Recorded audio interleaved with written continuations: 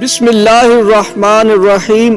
کہا جاتا ہے کہ قیامت سے پہلے ایک وقت ایسا آئے گا جب پوری دنیا میں ہر جگہ کفر کا تسلط ہوگا اور تمام زمینیں فتنوں و فساد سے بھر جائیں گی اور لوگ عیش و عشرت میں گم ہو جائیں گے۔ یہ وہ زمانہ ہوگا جب لوگوں کی عمریں گھٹ جائیں گی اور لوگ ایک دوسرے سے گتھم گتھا ہو جائیں گے اور ایک دوسرے کے قتل اور خون کے پیاسے ہوں گے۔ اس وقت پوری دنیا پر عیسائیوں کا غلبہ ہوگا اور ساری زمین کفرستان ہو جائے گی۔ صرف مکہ اور مدینہ میں مسلمان ہوں گے اور وہیں پر اسلام ہوگا، لہٰذا اس وقت تمام ولی اللہ اپنے علاقوں کو چھوڑ کر مکہ اور مدینہ پہنچ جائیں گے۔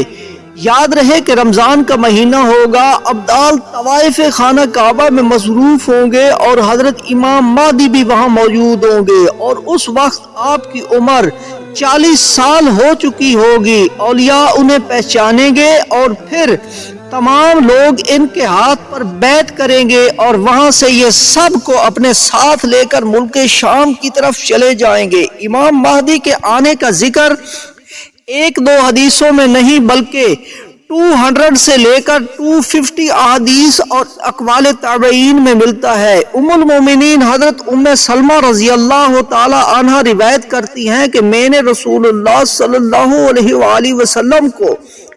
یہ فرماتے ہوئے سنا کہ آپ علیہ السلام نے فرمایا مہدی حق ہے، اور مزید آپ علیہ السلام نے فرمایا امام مہدی سید فاطمہ زہرا سلام اللہ علیہا کی اولاد سے ہوں گے۔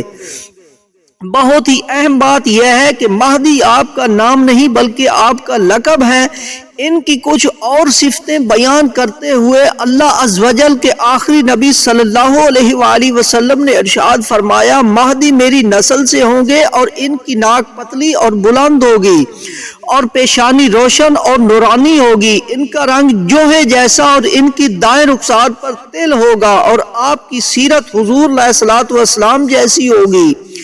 امام مہدی کے ظاہر ہونے سے پہلے دریائے فرات پہاڑ کی طرف سے پھٹ پڑے گا اور اس میں سے موجود سونا اور چاندی ظاہر ہونے لگے گا۔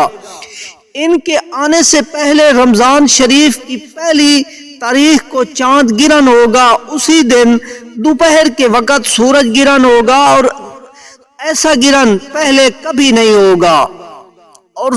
3 یا 7 راتیں مشرق یعنی ایسٹ کی طرف سے ایک بڑی آگ ظاہر ہوگی اور بہت بڑے بڑے زلزلے آئیں گے۔ امام مہدی کے آنے سے پہلے قسطنطینیہ شہر جہاں جس کو ہم استنبول کہتے ہیں پھر غیر مسلموں کے ہاتھ میں چلا جائے گا۔ تو جب مکہ پاک میں تمام لوگ امام مہدی کے ہاتھ پر بیعت کر لیں گے تو پھر وہ وقت آئے گا کہ ایک بار پھر قسطنطینیہ ایک بار پھر استنبول جو ہے مسلمانوں کو مل جائے گا، اور اب یہ معاملہ چل ہی رہا ہوگا اور جتنی بھی ہر طرف شور مچ جائے گا اور آواز آئے گی کہ دجال آ گیا، دجال آ گیا۔ پھر امام مہدی یہ سن کر سب لوگوں کو لے کر ملک شام چلے جائیں گے، لیکن جب وہ وہاں پہنچیں گے تو پتہ چلے گا کہ یہ آواز شیطان کی تھی اور اس نے جھوٹ بولا تھا۔ لیکن امام مہدی کے شام پہنچنے کے بعد واقعی پھر دجال نکل آئے گا اور پھر حضرت امام مہدی اپنے لشکر کو لے کر وہیں محصور ہو جائیں گے، اور اتنے میں دجال پوری دنیا کو گھوم لے گا۔ رسول صلی اللہ علیہ وآلہ وسلم نے فرمایا دین کے کمزور ہو جانے کی حالت میں دجال نکلے گا، اور دجال سے متعلق تفصیلات بیان کرنے کے بعد آپ علیہ الصلوۃ والسلام نے ارشاد فرمایا اس کے بعد عیسیٰ ابن مریم علیہ السلام کا آسمان سے اتریں گے، آپ کا نزول ہوگا، پھر نماز فجر کے لیے اقامت ہوگی اور مسلمانوں کے امیر امام مہدی کہیں گے کہ اے روح اللہ امامت کے واسطے آگے تشریف لائیں۔ حضرت عیسیٰ علیہ الصلوۃ والسلام فرمائیں گے تمہارا امام ہی تمہیں نماز پڑھائے، تو اس وقت تمام امام مہدی رضی اللہ تعالی عنہ کی امامت